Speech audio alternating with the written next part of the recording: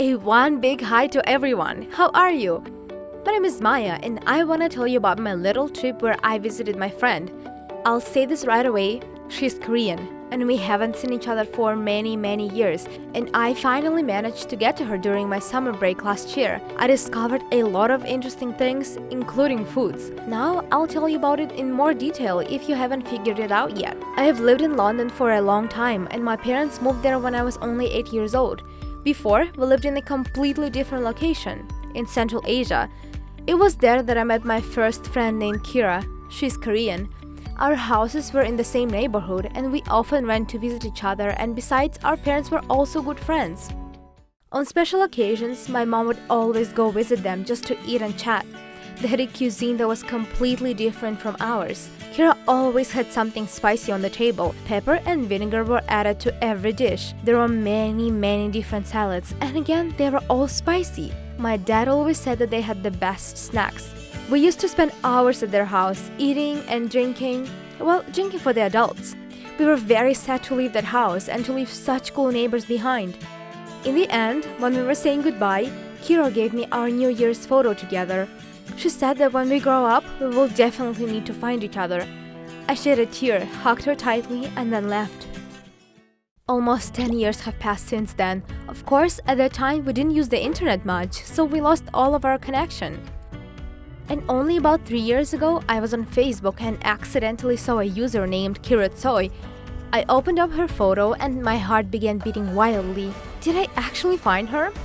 I added her as a friend and messaged a hello. She replied asking if we knew each other. So, I dug up our old photo among the old ones and texted it to her. Kira immediately called me and I heard her wonderful voice. As it turned out, I really missed hearing it. We even cried that day. Later on, we began to video chat every day. I told her my city and then she showed me how much our street, their house, and our house where we used to live had changed. We never had such cool neighbors like you again, she said. I was touched. So we talked like that for about 6 months and then Kira invited me to visit her. It was a great idea.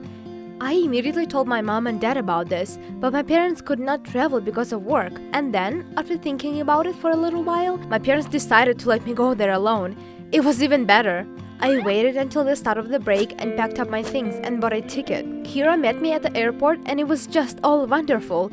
We immediately went to her house and all the way there we talked non-stop. It seemed like an eternity had passed because so much had happened during all this time. As soon as we drove up to the house, I immediately smelled the smell of yummy food. I ran into Kira's house and ran to her mom with hugs. We chatted a lot and then I handed out the gifts and then we sat down to eat dinner. A bowl of soup was placed in front of me.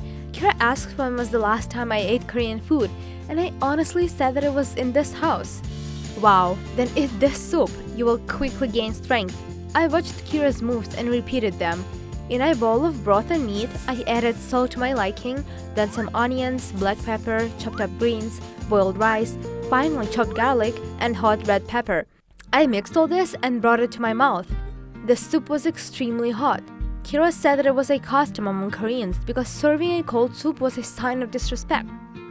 Having tasted the first spoonful, I was closing my eyes from sheer pleasure. It was such a magical combination of flavors: fresh herbs, rich broth, soft meat, and spiciness. All the ingredients complemented each other. I ate a serving in 5 minutes and then asked for more. Look, Mom, you said that she wouldn't like Kiara. What does Kiara mean? I asked. Kira said that this is the name of a soup made from dogs. What? This is a dog? You mean I just ate dog soup? I asked in shock. Kira and her mother laughed, but then they said that they were Koreans and for them this was the norm, especially since it was a traditional old dish. If you didn't know, Koreans living in Central Asia are immigrants. They were all taken out in carriages a long time ago and thrown into the fields to die, but they survived. In the harsh years of famine, many were sick with tuberculosis, and this soup and spicy dishes as well as dog fat were the best remedy for cough and lung disease. This is how they were treated and survived. Of course, at first I felt uneasy and really weird because in London it is not okay to eat dogs because they're our best friends. Although, who knows, maybe I've already had this soup before as a child, but no one has told me anything back then. I thought for a minute and then said, You know what? Thank you, but I will probably stop now. Kira laughed at me and pushed me their favorite kimchi, a spicy salad made from Beijing cabbage. Generally speaking, that day I felt a little rejuvenated because I would never try anything like that elsewhere. I stayed with Kira for a couple of weeks. We had a great time, but I mainly ate the European dishes. By the way, in South Korea, eating dogs is basically illegal, so this tradition remained only with Soviet Koreans. We can judge people, we can judge them or stay neutral, but just keep in mind that this is a tradition of certain people. So, what do you say? Would you like to try Korean cuisine knowing what kjær is made from? If you like this story, then press the like button and write us some comments down below. Don't forget to subscribe. Hi guys, tell me, do you have any ridiculous and strange stories that happened to you? How well do you remember them? Does it ever happen to you when you do something and after you just don't understand that it was you? Why am I saying all this? Oh yeah, now I'll tell you a story. This is a cool incident from my life. I think you will be interested to hear more. By the way, my name is Oliver. Not so long ago, I decided to become a step more independent, more mature, and I decided to live separately from my parents. I agree, this is a serious step, and in fact, it's so cool when you now make all the decisions for yourself and bear the responsibility yourself. For a long time, I didn't dare to tell my parents about this, so I prepared the ground in advance. I found a part-time job that would not get in the way of my studies at college. I saved money and looked for apartments. Finally, I found a suitable, pretty one-bedroom apartment far away from my parents' house, so that my mother would not run back and forth and worry about me. I gathered my parents and said everything as it is, that I think it will be good for me. Mom was only worried about what I would eat, because I did not know how to cook, and Dad was interested in who would pay the rent. I said that I would pay for everything myself and survive off of pizza for the first while, until I learn how to cook. Or who knows, maybe I will have a girlfriend in the future and we'll live together. At first they thought about it for a long time, then decided to give me the go-ahead. Well, they thought since I myself took the initiative, then why not? I warned my parents that I won't tell them the address yet because I needed to get comfortable in the new space, do everything in the apartment for my liking, and only then invite them to visit. They agreed. So I moved my things and drove into my new house, happy. I made and rearranged the furniture as I needed to begin to live there. The first 2 weeks, everything was fine, but then, to tell the truth, it became terribly hard for me to run to school in the morning and sit at the computer in the evening. I worked part-time as pizza delivery guy, and by morning I didn't have the strength to go to school. And if I went to school, then later I didn't have the strength to go to work. So I started to think about what to do and found a way. A temporary part-time job that would be remote. Yes, I made good advertising banners, and generally speaking, you could live on this money. This way I myself controlled my work time and was finally getting enough sleep. Around Christmas, I got a bunch of orders. It was when the winter break began at school, so I completely immersed myself in my work and did not leave home at all. I wanted to turn in the projects as soon as possible and go home to my mom and dad to celebrate Christmas together. Mom missed me the most, and I missed her really as well. When one day I was at the computer from morning until late at night, I suddenly realized that I hadn't eaten anything all day. I had nothing in the fridge, and suddenly someone rang the doorbell. I opened it, and there was a delivery guy's pizza on the floor below. When did I manage to order pizza? I asked myself and picked it up. I sat down on the sofa and ate it properly. I ate almost everything. I was amazed by its taste because I had not tasted anything better, although I worked as a delivery man before. Then I checked my phone and realized that I hadn't ordered pizza. Then who could it be? I ate and went to bed. Waking up the next day, I sat down at the computer again, and then I heard the doorbell ring. Behind the door, there was a pizza lying there again. It was on like that for several days. It started to be a funny joke and wrote a story about it on my social media. Everyone was amused by it, like, don't look who did it, just eat the food in silence. But my curiosity was overwhelming. It was necessary to find the person who fed me so much. Then a thought flashed through my head. Exactly. This is Janet from my last job.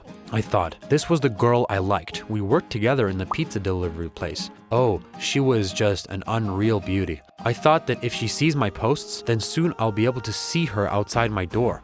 Then one of my friends advised me to install a camera and check who was bringing the pizza. What a brilliant idea. That's exactly what I did. The pizza came to me the same time at 11 every night. So I set the camera on the doorstep and waited. And when it came to 11, there was a knock on the door.